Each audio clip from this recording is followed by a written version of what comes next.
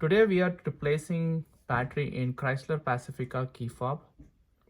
To do that, we need three things: Duracell battery 2032, key fob, and a screwdriver.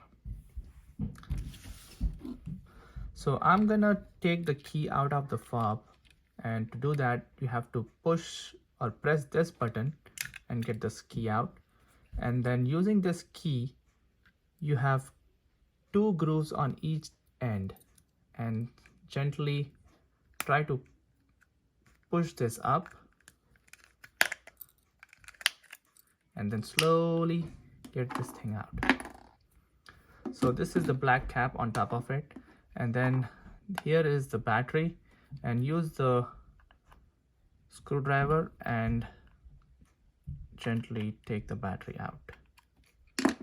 Once the battery is out, you replace with the new one, slide it in, put this cap back, and make sure it is exactly fitted, and press it, and within 2 minutes you should be able to fix it. And double check, you'll see the red light.